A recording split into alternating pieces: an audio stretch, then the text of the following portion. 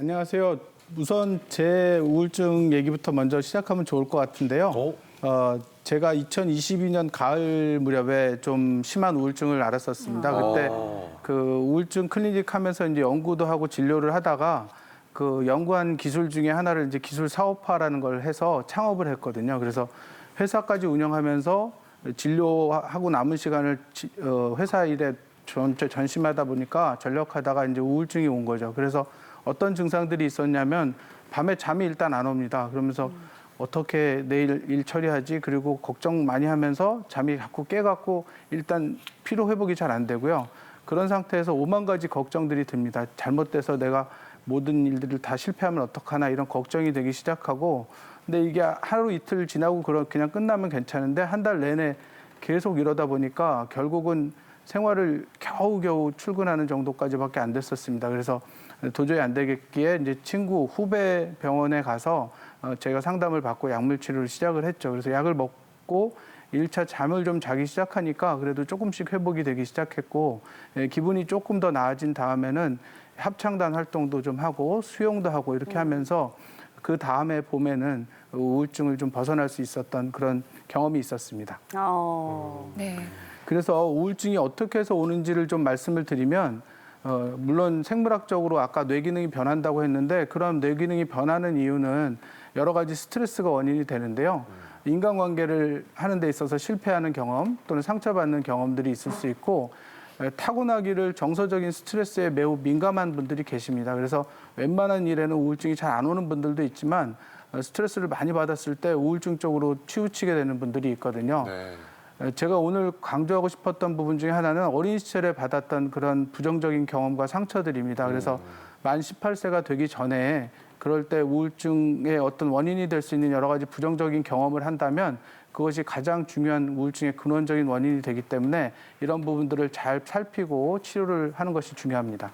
그래서 제가 우울증 클리닉을 하면서 우울증 환자들한테 성장기의 경험을 물어봤는데 엄마 아빠가 클 때 싸우는 걸 보면서 컸다라는 얘기들을 한 경우가 상당히 많았어요. 한 20% 정도의 우울증 환자가 그 얘기를 했는데, 그래서 여기서 오늘 꼭 강조하고 싶고 말씀드리고 싶은 것이, 아이들이 어릴 때 엄마 아빠가 싸우지 마시고 싸우려면 밖에 나가서 싸워라. 라는 말씀 드리고 싶습니다. 지금부터는 치료에 대한 얘기를 좀 간단히 말씀을 드리려고 하는데요. 뇌 기능에 이상이 있다고 말씀드렸던 것처럼 약물 치료가 가장 중요합니다. 그래서 약물 치료가 아까 1년 먹어도 똑같다 뭐 이런 얘기를 하셨던 거는 약물 치료를 제대로 못 받으셨던 경우고요. 약물 치료만 잘해도 저도 한 달 정도 안에 증상들이 많이 사라졌거든요. 그리고 나서는 충분히 좀 유지 치료를 하셔야 되기 때문에 한 3개월 정도에 걸쳐서 우울증 약이 이제 효과를 보이고 그것을 재발하지 않기 위해서 적정한 기간 동안 유지하는 것이 가장 중요합니다.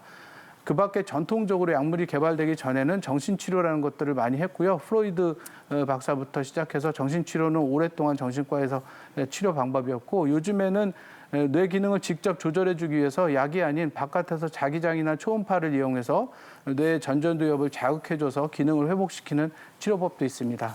그래서 저희가 항상 저희 마음을 잘 살펴야 되는데 요즘에는 몸에 그 식스팩 만들고 이러는 것만 신경 쓰시는데 내 마음이 우울하지는 않는지, 내 마음이 힘들지는 않은지 살펴보시고 상대방도 마음을 잘 헤아려 주시면 우울증에서 잘 벗어나실 수 있을 겁니다.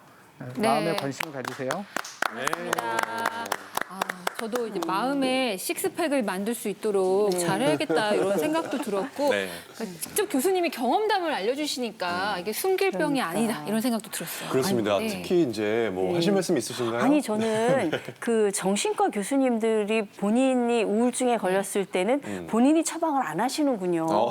예, 그게 되게 인상적이었어요. 그러니까요. 저도 인상적이었던 게 이제 어린 시절이나 성장기에 받은 상처가 우울증이 될 확률이 높다. 그런 경우도 있다라고 말씀해 주셨는데, 교수님 그럼 이런 경우가 많이 있나요?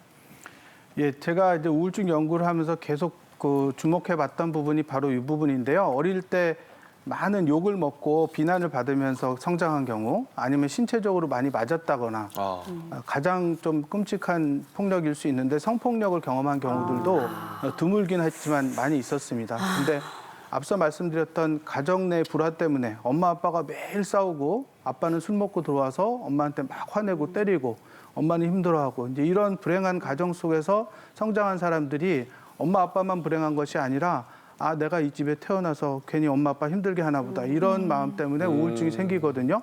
그래서 반드시 앞서 말씀드렸지만 부모님들이 부부싸움 하는 거는 자녀 우울증의 굉장히 중요한 원인이 되니까 꼭 삼가하시기 바랍니다. 야, 이게 자녀들 앞에서는 진짜 항상 좀 조심해야 되겠네요. 저는 뭐 아직 결혼은 안 했지만 그래도 자녀들을 위해서 또 사투리를 많이 쓰면 싸우는 줄 알거든요. 자, 이제부터라도 좀 서울 사람 맨키로.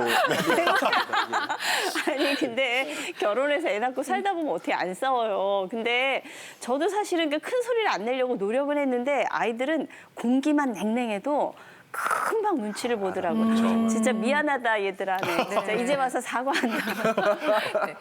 제 주변에 보면은 근데 네. 또 산후 우울증으로 힘들어하는 후배들도 있어요. 네. 근데 들어보면 여자들이 혹시 우울증에 약한 건가 이런 생각도 들거든요. 아, 그렇죠. 우울증에 있어서는 여자들이 좀 손해죠. 그래요? 호르몬의 변화가 남성에 비해서는 아주 드라마틱하죠. 생리를 하게 되고 임신하고 출산하고 갱년기도 남성들은 잘 모르지만 네. 여성은 드라마틱한 게 이게 호르몬의 변화가 우울증에도 약간 영향을 미칩니다. 여성들이 한 2배 많은 것으로 알려져 있지만 네. 그렇다고 우리 남성들이 만만한 것은 아닙니다. 네.